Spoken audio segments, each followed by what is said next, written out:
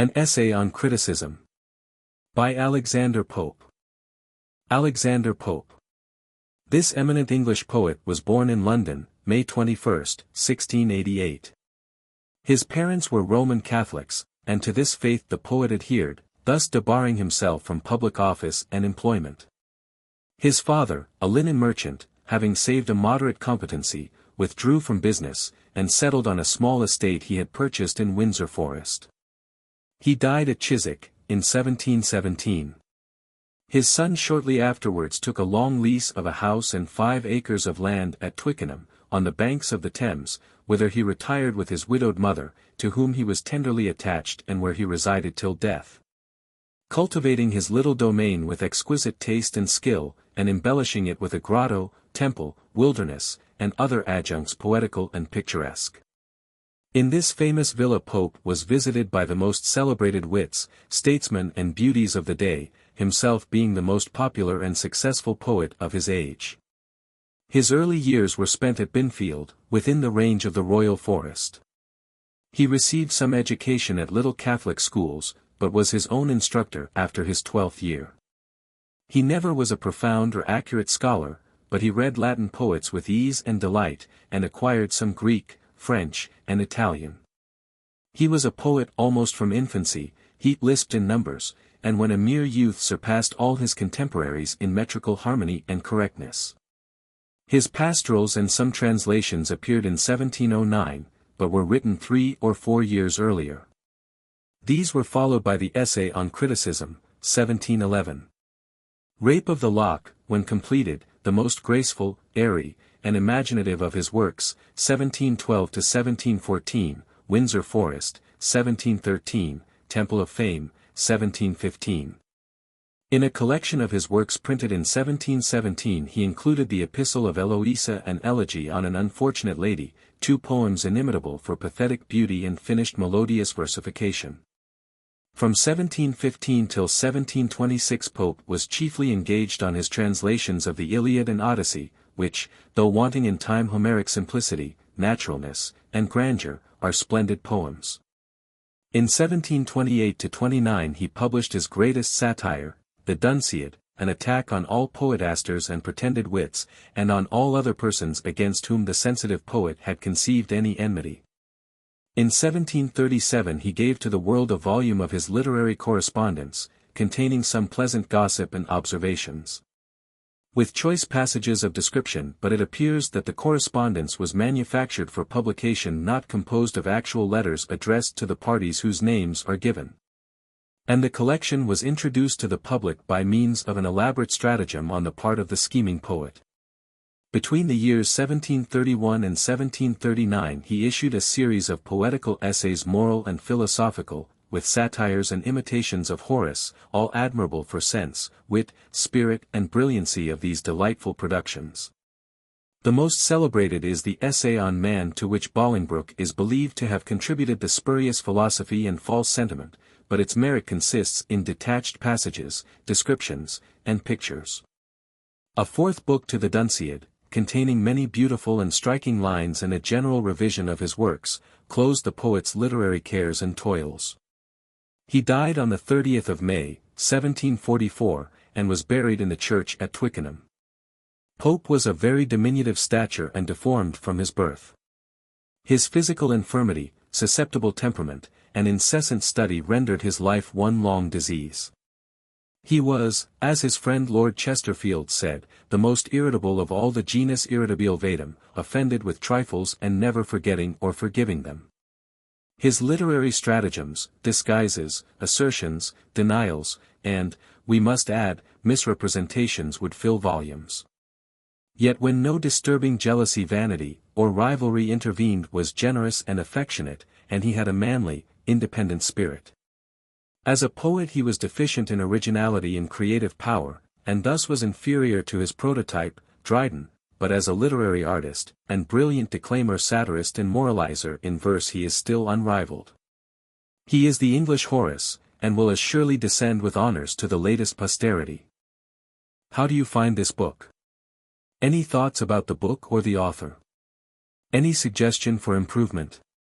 Please take a moment to share your thoughts in a comment. If you like it, share it with your friends who might enjoy it as well. Subscribe to keep in touch. Visit completeaudiobooks.com for more quality content. An essay on criticism. Written in the year 1709. The title, An Essay on Criticism, hardly indicates all that is included in the poem.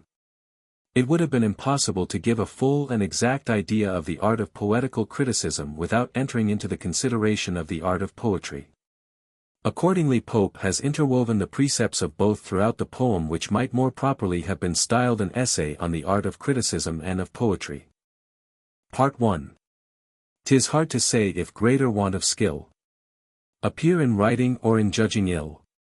But of the two less dangerous is the offense to tire our patience than mislead our sense. Some few in that, but numbers err in this. 10 censure wrong for one who writes amiss. A fool might once himself alone expose. Now one in verse makes many more in prose. 'Tis with our judgments as our watches, none go just alike, yet each believes his own. In poets as true genius is but rare.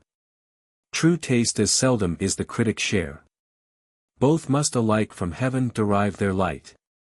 These born to judge as well as those to write. Let such teach others who themselves excel. And censure freely, who have written well. Authors are partial to their wit, 'tis true one. But are not critics to their judgment too? Yet if we look more closely we shall find most have the seeds of judgment in their mind. Nature affords at least a glimmering light. The lines though touched but faintly are drawn right. But as the slightest sketch if justly traced, is by ill coloring but the more disgraced. So by false learning is good sense defaced. Some are bewildered in the maze of schools too. And some made coxcombs nature meant but fools. In search of wit these lose their common sense. And then turn critics in their own defense. Each burns alike who can or cannot write. Or with a rival's or an eunuch's spite. All fools have still an itching to deride. And fain would be upon the laughing side. If Mevius scribble in Apollo's spite 3. There are who judge still worse than he can write. Some have at first for wits then poets passed. Turned critics next and proved plain fools at last. Some neither can for wits nor critics pass. As heavy mules are neither horse nor ass. Those half-learned witlings, numerous in our isle. As half-formed insects on the banks of Nile. Unfinished things one knows not what to call. Their generation is so equivocal. To tell them would 100 tongues require. Or one vain wits that might 100 tire. But you who seek to give and merit fame, and justly bear a critic's noble name, be sure yourself and your own reach to know how far your genius, taste and learning go. Launch not beyond your depth, but be discreet. And mark that point where sense and dullness meet. Nature to all things fixed the limits fit. And wisely curbed proud man's pretending wit. As on the land while here the ocean gains. In other parts it leaves wide sandy plains. Thus in the soul while memory prevails, the solid power of understanding fails. Where beams of warm imagination play, the memory's soft figures melt away. One science only will one genius fit. So vast is art. So narrow human wit. Not only bounded to peculiar arts, but often those confined to single parts. Like kings, we lose the conquests gained before. By vain ambition still to make them more. Each might his several province well command. Would all but stoop to what they understand. First follow nature and your judgment frame. By her just standard, which is still the same. Unerring nature still divinely bright.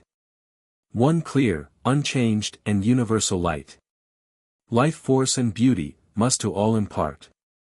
At once the source and end and test of art. Art from that fund each just supply provides. Works without show and without pomp presides. In some fair body thus the informing soul With spirits feeds, with vigor fills the whole. Each motion guides and every nerve sustains. Itself unseen, but in the effects remains. Some, to whom heaven in wit has been profuse, for want as much more, to turn it to its use. For wit and judgment often are at strife. Though meant each other's aid, like man and wife. 'Tis more to guide, than spur the muse's steed. Restrain his fury, than provoke his speed. The winged courser, like a generous horse, 5. Shows most true mettle when you check his course. Those rules, of old discovered, not devised, are nature still, but nature methodized. Nature, like liberty, is but restrained by the same laws which first herself ordained. Hear how learned Greece her useful rules indites. When to repress and when indulge our flights. High on Parnassus top her sons she showed, 6. And pointed out those arduous paths they trod. Held from afar, aloft, the immortal prize. And urged the rest by equal steps to rise. 7. Just precepts thus from great examples given. She drew from them what they derived from heaven. The generous critic fanned the poet's fire. And taught the world with reason to admire. Then criticism the muse's handmaid proved. To dress her charms, and make her more beloved. But following wits from that intention strayed. Who could not win the mistress? Wooed the maid. Against the poets their own arms they turned. Sure to hate most the men from whom they learned. So modern apothecaries taught the art. By doctors' bills to play the doctor's part. Bold in the practice of mistaken rules. Prescribe, apply, and call their masters fools. Some on the leaves of ancient authors prey. Nor time nor moths e'er spoil so much as they. Some dryly plain, without invention's aid. Write dull receipts how poems may be made. These leave the sense their learning to display. And those explain the meaning quite away. You then, whose judgment the right course would steer. Know well each ancient's proper character. His fable subject scope in every page. Religion, country, genius of his age. Without all these at once before your eyes. Cavil you may. But never criticize. Be Homer's works your study and delight. Read them by day and meditate by night. Thence form your judgment, thence your maxims bring. And trace the muses upward to their spring. Still with itself compared, his text peruse. And let your comment be the Montuan muse. 8. When first young Maro in his boundless mind 9. A work to outlast immortal Rome designed. Perhaps he seemed above the critic's law. And but from nature's fountain scorned to draw. But when to examine every part he came. Nature and Homer where he found the same. Convinced, amazed. He checks the bold design. And rules as strict his labored work confine. As if the Stagirite o'erlooked each line 10. Learn hence for ancient rules a just esteem. To copy nature is to copy them. Some beauties yet no precepts can declare. For there's a happiness as well as care. Music resembles poetry, in each. Are nameless graces which no methods teach. And which a master hand alone can reach. If, where the rules not far enough extend. Since rules were made but to promote their end. Some lucky license answer to the full. The intent proposed that license is a rule. Thus Pegasus a nearer way to take. May boldly deviate from the common track. Great wit sometimes may gloriously offend. And rise to faults true critics dare not mend. From vulgar bounds with brave disorder part. And snatch a grace beyond the reach of art. Which without passing through the judgment gains. The heart and all its end at once attains. In prospects, thus, some objects please our eyes. Which out of nature's common order rise. The shapeless rock or hanging precipice. But though the ancients thus their rules invade. As kings dispense with laws themselves have made. Moderns beware. Or if you must offend against the precept, ne'er transgress its end. Let it be seldom, and compelled by need. And have, at least, their precedent to plead. The critic else proceeds without remorse. Seizes your fame, and puts his laws in force. I know there are, to whose presumptuous thoughts those freer beauties, even in them, seem false. Some figures monstrous and misshaped appear, considered singly, or beheld too near. Which, but proportioned to their light, or place, due distance reconciles to form and grace. A prudent chief not always must display his powers in equal ranks and fair array, but with the occasion and the place comply. Conceal his force, nay, seem sometimes to fly. Those oft are stratagems which errors seem. Nor is it Homer nods, but we that dream. 11. Still green with bays each ancient altar stands, above the reach of sacrilegious hands. Secure from flames, from envy's fiercer rage. 12.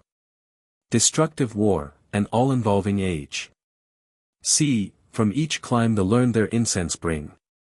Here, in all tongues consenting paeans ring. In praise so just let every voice be joined, and fill the general chorus of mankind. Hail! Bards triumphant, born in happier days, immortal heirs of universal praise, whose honors with increase of ages grow, as streams roll down, enlarging as they flow. Nations unborn your mighty names shall sound. 13.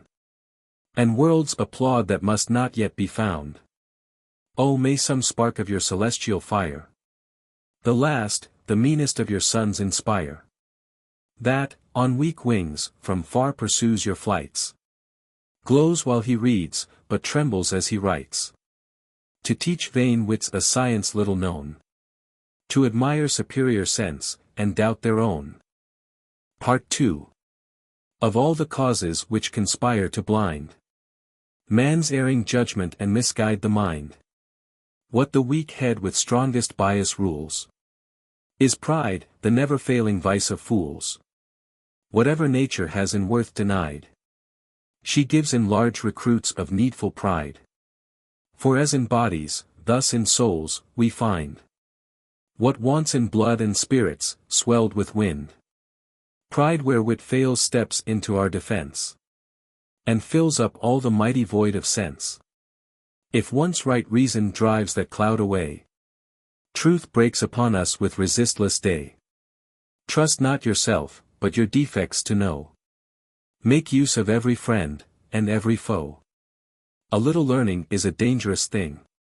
Drink deep, or taste not the Pyrean spring. 14. Their shallow draughts intoxicate the brain, and drinking largely sobers us again.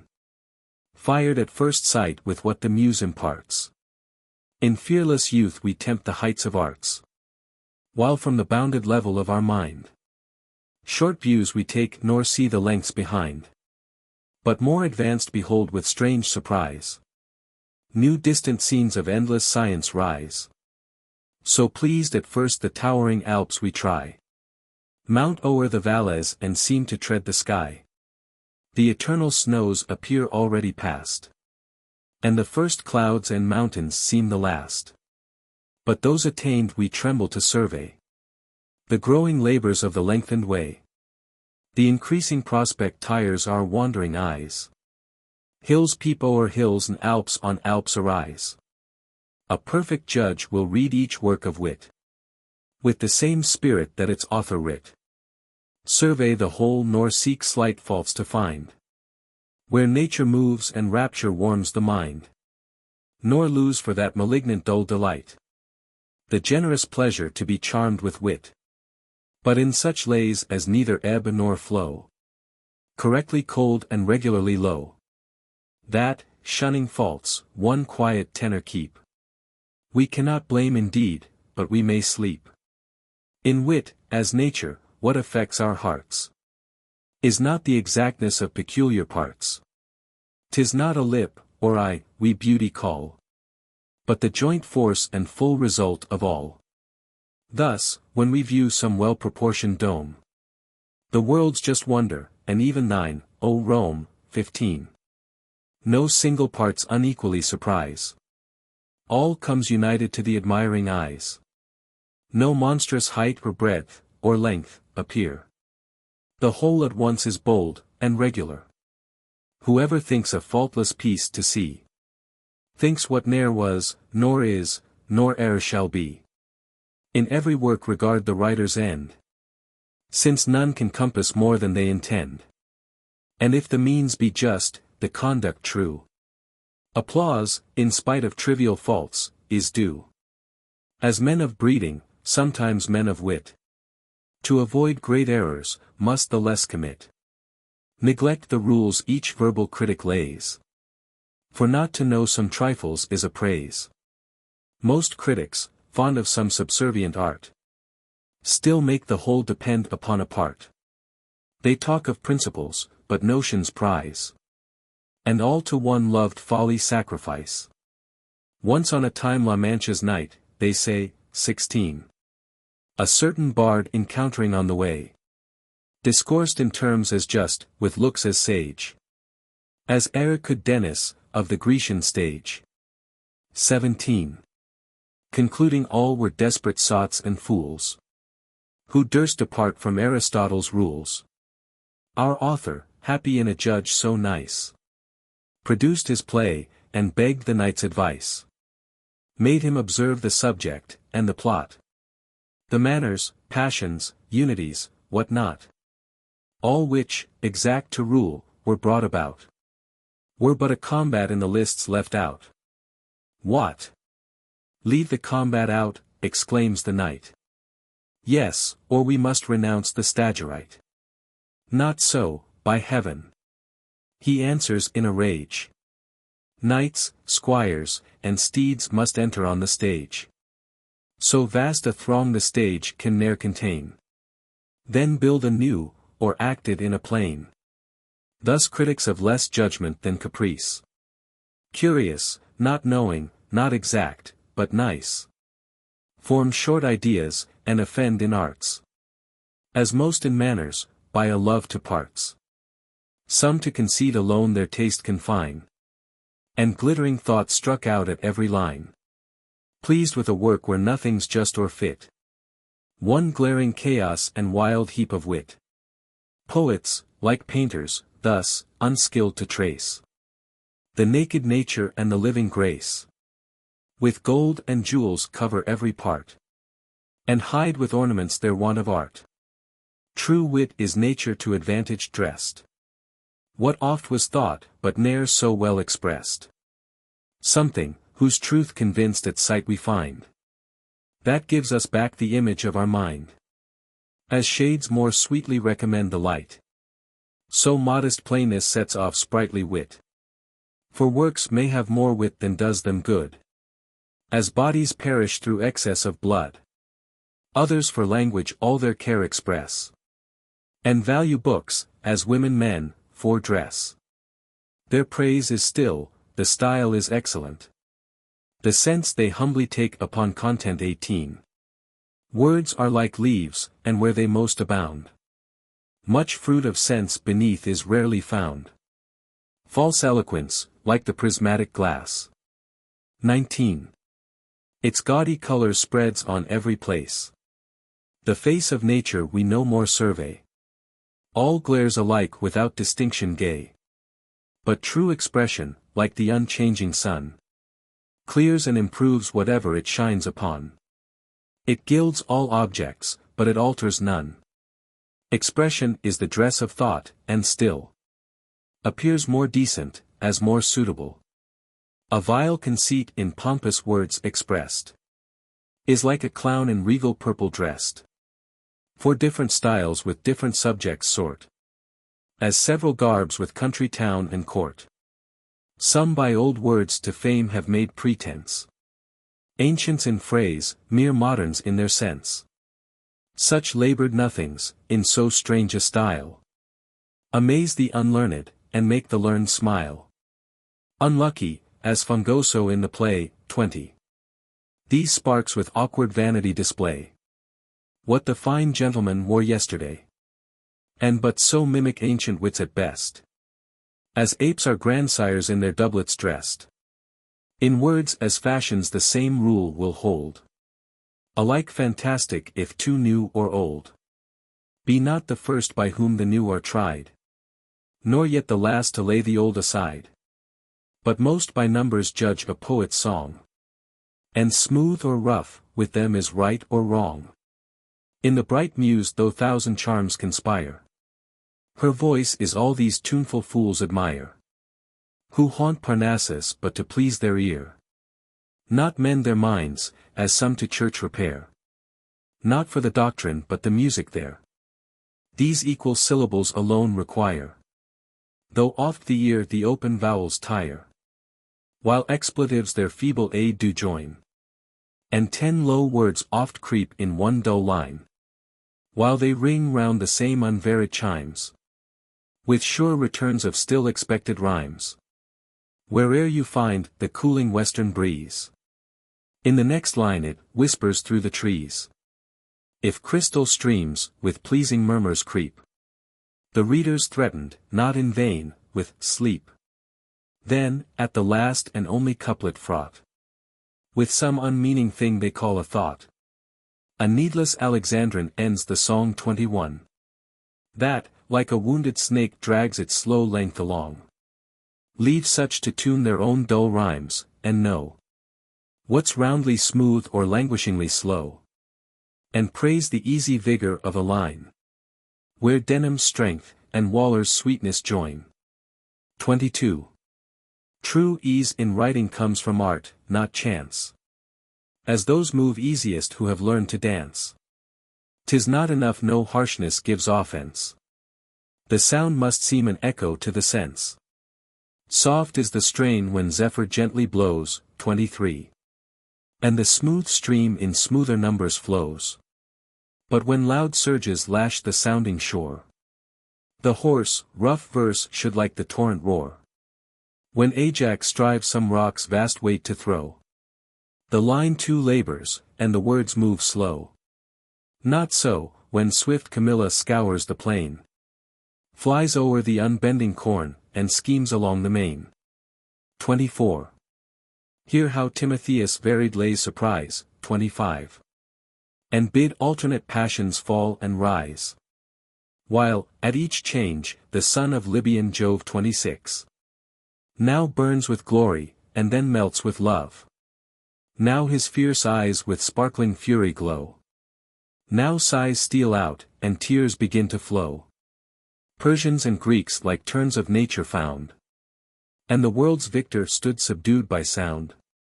The power of music all our hearts allow, and what Timotheus was, is Dryden now. Avoid extremes, and shun the fault of such, who still are pleased too little or too much. At every trifle scorn to take offense. That always shows great pride, or little sense. Those heads, as stomachs, are not sure the best, which nauseate all, and nothing can digest. Yet let not each gay turn thy rapture move. For fools admire, but men of sense approve.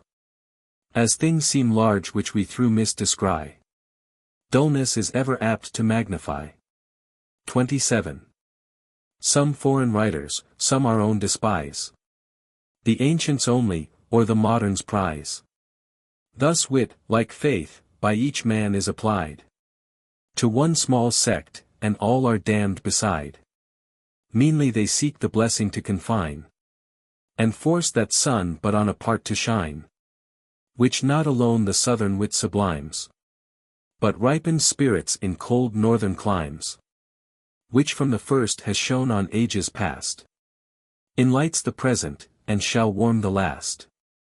Though each may feel increases and decays, and see now clearer and now darker days. Regard not then if wit be old or new, but blame the false, and value still the true. Some ne'er advance a judgment of their own, but catch the spreading notion of the town. They reason and conclude by precedent, and own stale nonsense which they ne'er invent.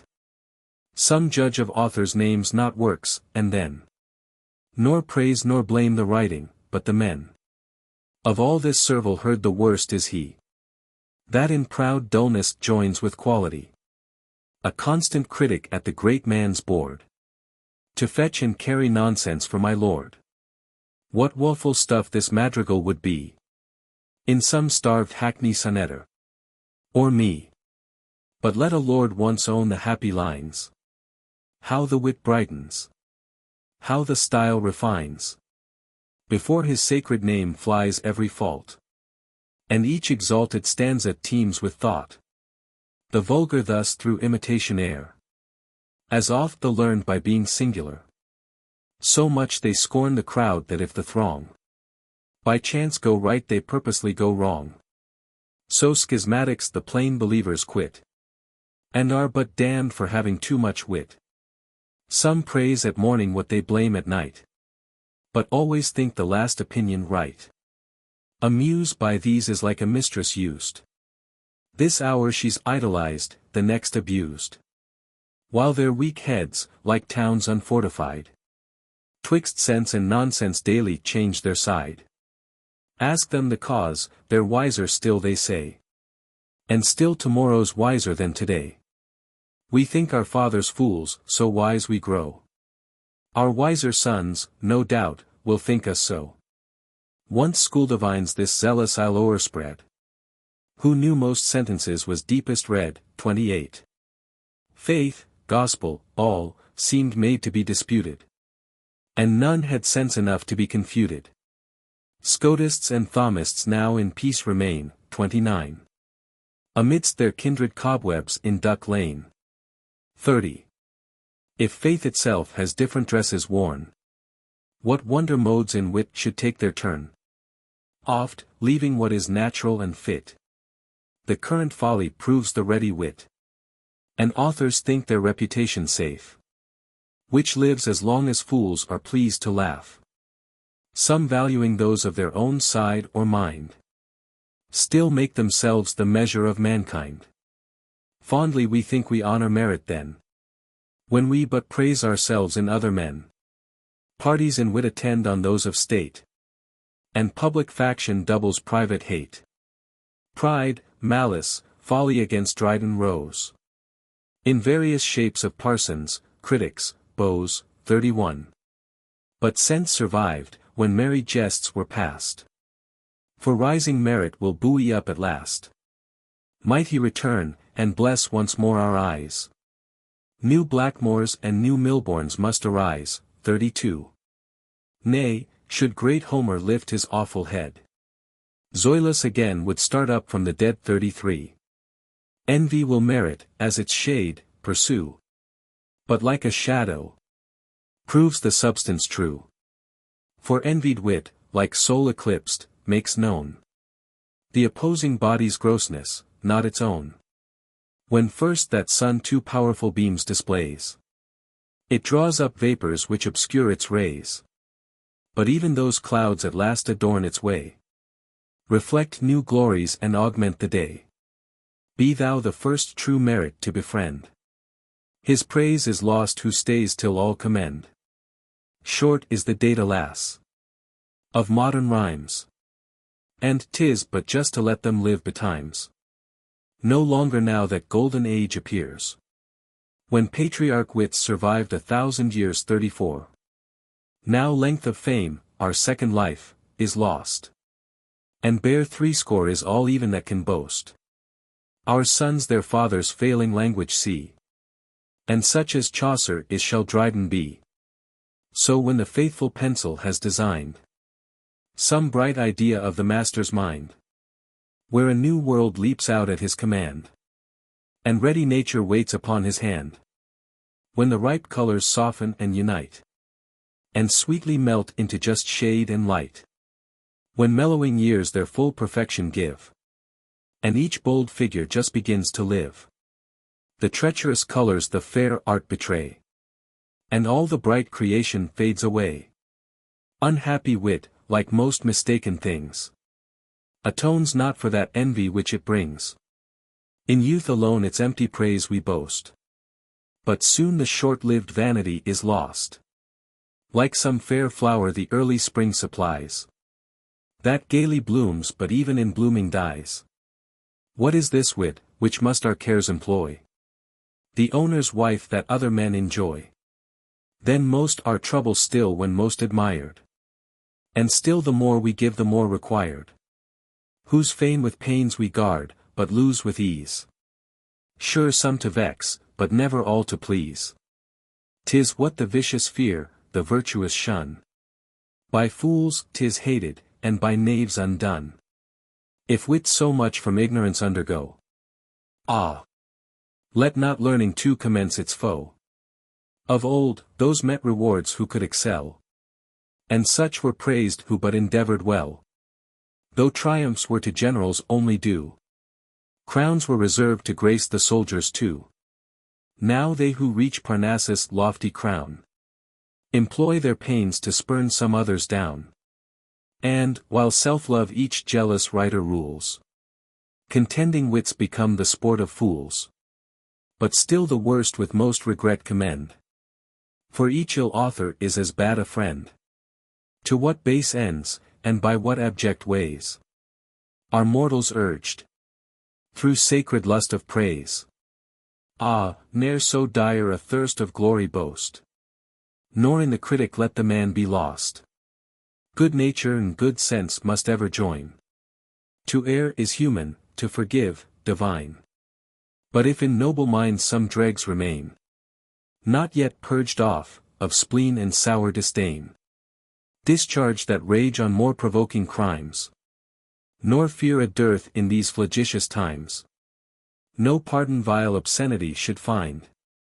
Though wit and art conspire to move your mind, but dullness with obscenity must prove as shameful sure as impotence in love.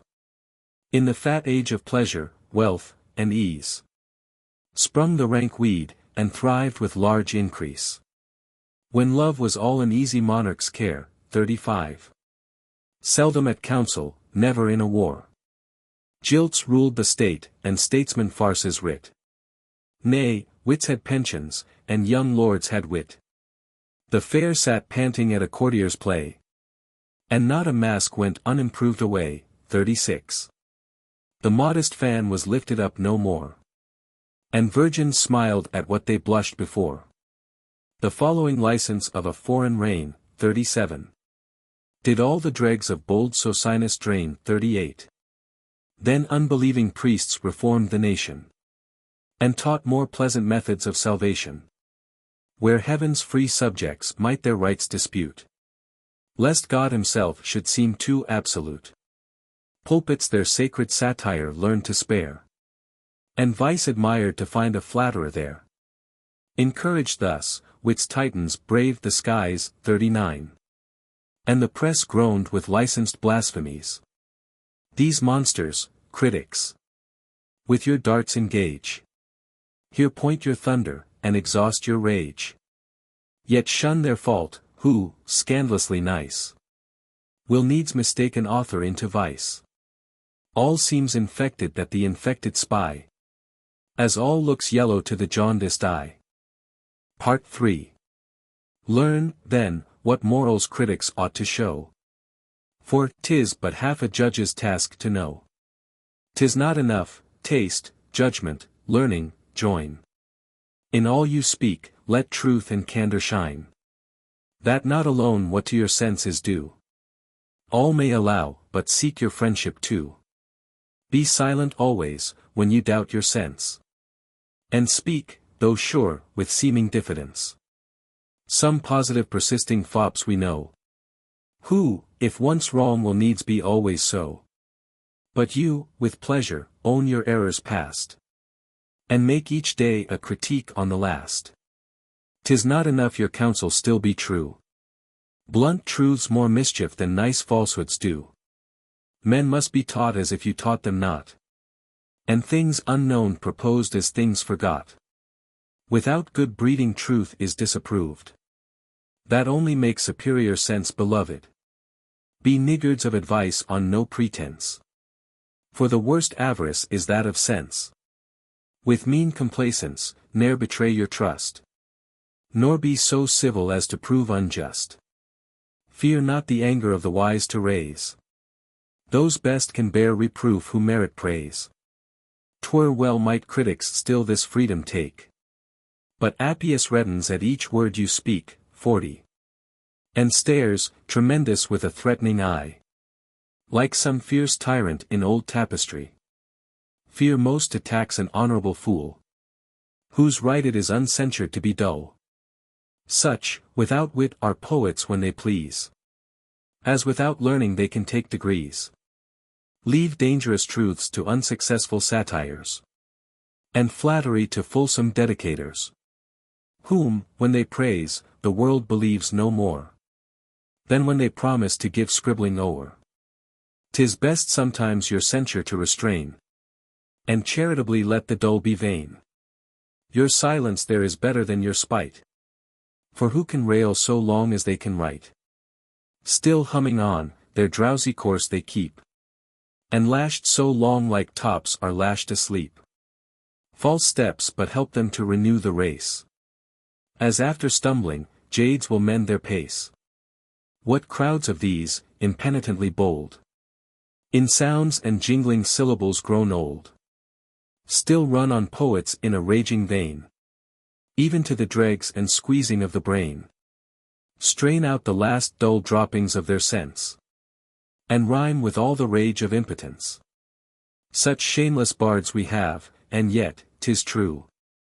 There are as mad abandoned critics, too. The bookful blockhead ignorantly read. With loads of learned lumber in his head. With his own tongue still edifies his ears. And always listening to himself appears. All books he reads and all he reads assails. From Dryden's Fables down to Durfey's Tales 41. With him most authors steal their works or buy. Garth did not write his own dispensary 42. Name a new play, and he's the poet's friend. Nay, showed his faults, but when would poets mend? No place so sacred from such fops is barred. Nor is Paul's church more safe than Paul's churchyard, 43. Nay, fly to altars. There they'll talk you dead. For fools rush in where angels fear to tread. Distrustful sense with modest caution speaks. It still looks home, and short excursions makes. But rattling nonsense in full volleys breaks. And, never shocked, and never turned aside. Bursts out, resistless, with a thundering tide. But where's the man who counsel can bestow? Still pleased to teach, and yet not proud to know. Unbiased, or by favor, or in spite. Not dully prepossessed, nor blindly right. Though learned, well-bred, and though well-bred, sincere. Modestly bold, and humanly severe. Who to a friend his faults can freely show. And gladly praise the merit of a foe. Blessed with a taste exact, yet unconfined. A knowledge both of books and humankind. Generous converse, a soul exempt from pride. And love to praise, with reason on his side. Such once were critics, such the happy few. Athens and Rome in better ages knew. The mighty Stagirite first left the shore. Spread all his sails, and durst the deeps explore. He steered securely, and discovered far. Led by the light of the Maeonian star. 44. Poets, a race long unconfined and free. Still fond and proud of savage liberty. Received his laws, and stood convinced 'twas fit. Who conquered nature, should preside o'er wit. 45. Horace still charms with graceful negligence. And without method talks us into sense. Will like a friend familiarly convey the truest notions in the easiest way. He who supreme in judgment as in wit. Might boldly censure, as he boldly writ. Yet judged with coolness though he sum with fire. His precepts teach but what his works inspire. Our critics take a contrary extreme. They judge with fury, but they write with phlegm. Nor suffers Horace more in wrong translations. By wits than critics in as wrong quotations. See Dionysius Homer's thoughts refine, 46. And call new beauties forth from every line. Fancy and art in gay Petronius please, 47. The scholars learning with the courtiers' ease. In grave Quintilian's copious work we find 48. The justest rules and clearest method joined. Thus useful arms in magazines we place. All ranged in order, and disposed with grace. But less to please the eye, than arm the hand. Still fit for use. And ready at command. The bold Longinus. All the nine inspire, 49. And bless their critic with a poet's fire.